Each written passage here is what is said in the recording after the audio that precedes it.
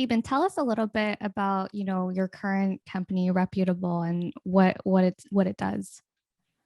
Yeah, so we started Reputable. Actually, the idea came from our time at my thing Sensei, right? Where we were in the health and wellness space. We had a solution that clearly worked. We had so many people with chronic pain coming through, and we would, we had a program and set of tools and software that would help them manage and control their pain. But we really struggled with traction. Right? We really struggled with growth, especially with the major health insurers, right? And the big question they were always asking is like, well, how do we know this is reputable? Really was the question, right? There's so many options. Why is this better than a pill?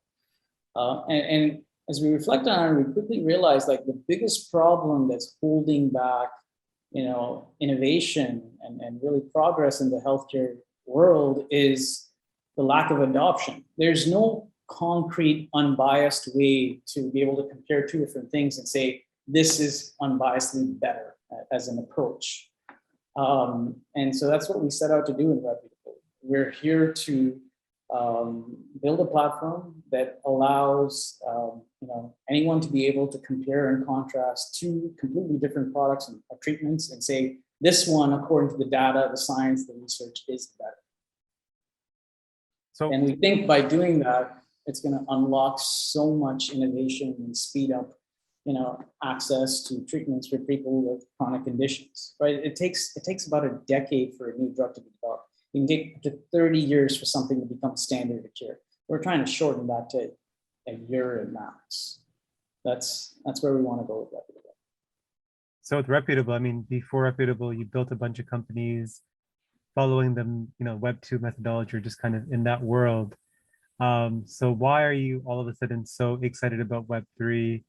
And why did you structure Reputable, or just want to play in that world versus just continuing down the path that you were, it seemed like you were doing pretty well already with? Yeah, that's a great question. Yeah, there's a lot of differences between the Web2 world and the Web3 world. So for me, Web3 represents this intersection of so many of my interests, right? Building communities, decentralization, ownership, macroeconomics, gamification, incentive design. All these things are things that I've done in different ways in various companies. And it's like, Web3 is the intersection of all those very powerful concepts, right? So I think you're going to find the same answer for a lot of people in Web3. Once you sort of go down that rabbit hole, it's incredible because you're like, this is all the things that are wrong with how we built businesses historically, right?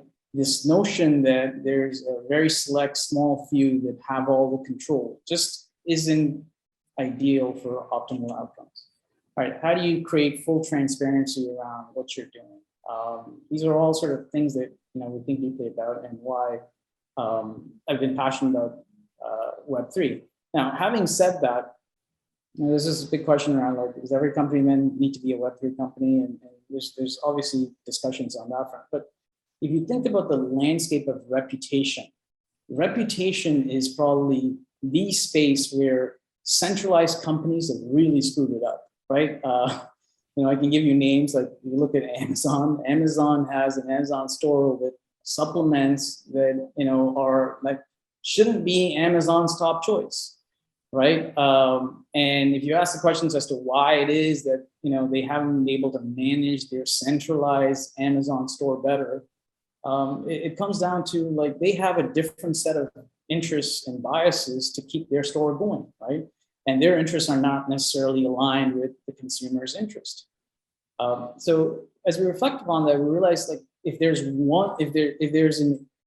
a product or a concept that truly needs to be decentralized, it's the world of figuring out and building credible reputation. You can't leave that to one single company, and that's a good thing in many ways because that means, I'm not worried about Amazon crushing us. I'm not worried about Google or Facebook or any of these major behemoths that you typically worry about, right? When you're building companies, like those guys are going to come after you.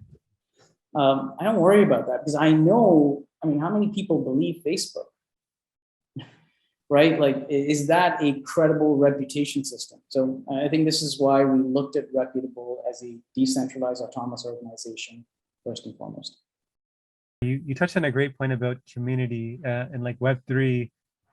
Like there's a lot of obviously technology and a tech obviously involved in kind of creating something successful. But I think the thing that people underestimate is building a community, which does not take, a short period of time. It's a lot of energy. It's a lot of time. So how did you go about building this community of people? And then I guess related to that, you touched on the inherent nature of a DAO is that people can kind of flow in and out as they want. They have a bit more liquidity in terms of their effort versus a traditional company where there's a bunch of regulations or processes to unload shares or buy shares or earn shares.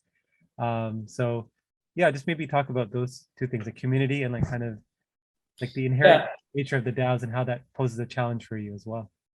Both of those are ongoing challenges, and I think it's like every DAO founder I've spoken to is in some ways bashing their head against the wall on this stuff, right? This is the stuff where you really got to get out of the Web2 paradigm of, oh my goodness, why aren't these people 100% focused on the work that I'm telling them to do, right? And it's just, that's not the game in Web3, where people have different interests, and there's like, they come in and out of projects, and you really got to figure out how to get that sort of collaboration going. So today in our community, that's an ongoing process of learning, right? I think the things like the governance token in place, really crystallizing the mission and vision and where this is going. These are all helping, just clarify what people are getting in this ecosystem. I think we struggled with that, to be completely honest, at the beginning, but we're just a lot more clear on it now. In terms of the second question, what was that, Nara? That was around. I think it was kind of just around how the inherent nature of DAOs kind of creates this liquidity, but like that poses a challenge for building community. So just talking about those two things and how they connect.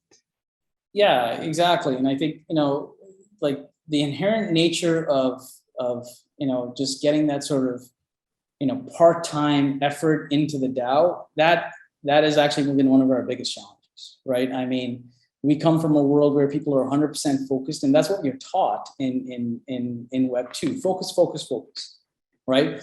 But what we've come to realize is it's just our paradigm. We have to, like, the Web3 world is all about changing paradigms and how you work and you collaborate.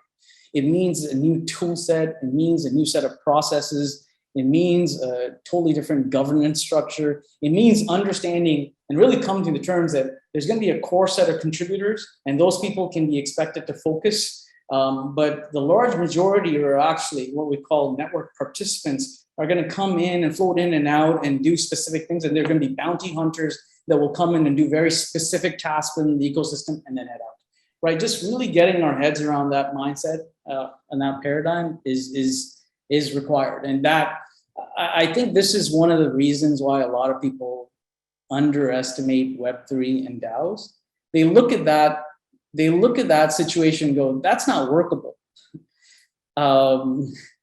Right? And I have a different perspective.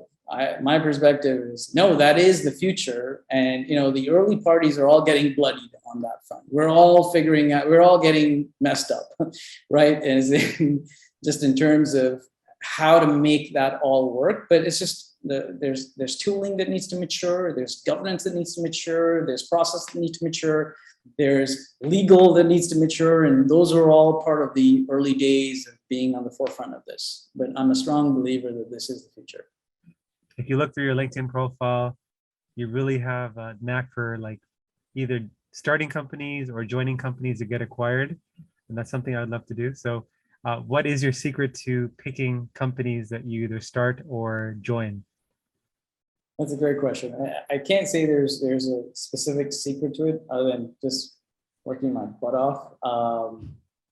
I would say each situation was different. So in our first company, that acquisition happened a year and a half after we started. And really that was a situation where For anyone who's gone through this process, my business partner and I had a major disagreement just in terms of where the organization would be hosted, et cetera. And the way to resolve that sort of disagreement came through an acquisition that, we were lucky to get. So that was, round one. Number two was a very different story. Number two, we were growing exponentially.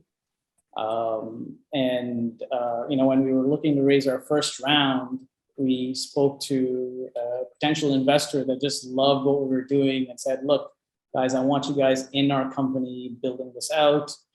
And for a couple of guys that, didn't come from wealth, they gave us an offer that was hard to refuse. And, we bootstrapped the entire thing up to that point. We hadn't raised any money. We hadn't diluted at all. So we took it. And the third acquisition, that was, it was a very different situation. That was my paying Sensei. Came into that one not as the founder. I was, brought in, the board fired the CEO and brought me on as a CEO. And that one, we turned that company around. We grew shareholder wealth by 10x. And that was actually one where I did not want an acquisition. I was in love with the mission there. We were helping chronic pain patients get better. I mean, the story after story of people that were dealing with pain for decades, and as somebody who sort of, has dealt with my own chronic pain as well. And it was a mission that was near and dear to me. And so that was one where we were crushing it. But I was a minority shareholder in that entire organization, and the board and the majority shareholders saw this amazing opportunity for an exit and took it. So yeah, each story is different. I would say there's probably some similarities. I'm very big on product market fit, very big on working really hard to understand what's the right product and what's the right market, and how do you find that match. So that's what I would consider my sweet spot, my specialty for any of the three companies. And the rest is hard work. So work hard.